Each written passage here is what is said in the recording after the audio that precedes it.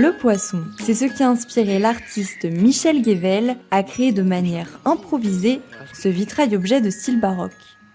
Pour la sculptrice Tao Guével, ce sont plutôt les fleurs qui l'ont conduit à concevoir cette œuvre-là. Le musée de l'outil présente dans son jardin les sculptures et les vitraux de ce couple de valmondoisiens qui aiment s'inspirer de la nature pour créer.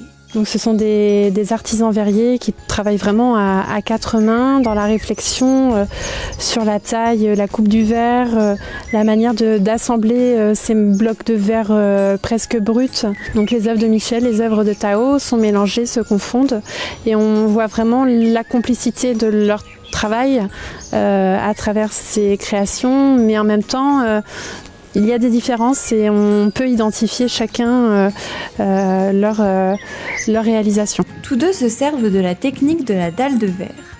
Une plaque de verre coulée, entourée de béton ou de résine qu'on utilise pour l'art du vitrail.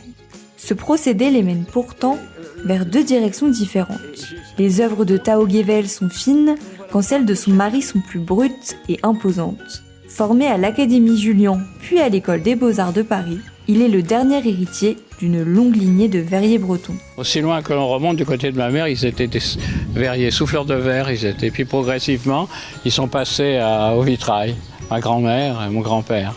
Vous savez, dans les familles de verriers, c'est des structures familiales. Et moi, j'ai commencé très très jeune. J'ai commencé à l'âge de 15 ans à faire des grands vitraux de l'église de Concarneau. Fasciné par les matières minérales, sa femme, Tao Guével, adore collecter les granites en bord de mer. Elle découvre le travail du verre épais en rencontrant Michel il y a 20 ans. Un art qui l'a immédiatement séduit. Ce qu'elle aime, jouer avec le reflet de ce matériau. Pour moi, c'est magique un verre. C'est vivant, ça change tout le temps. Et puis ça vous permet de voyager en fait. Avec la lumière, justement le jeu de lumière, on n'a jamais la même œuvre, elle est tout le temps vivante en fait. C'est ça qui me plaît. Et au contraire, dans un espace extérieur, c'est pour moi le must, quoi. Avec la végétation, elles peuvent même se perdre dedans, j'adore ça. L'entrée au musée de l'outil est gratuite toute l'année. Il sera possible de se balader à travers les sculptures de Michel et Tao Guével jusqu'au 10 octobre prochain.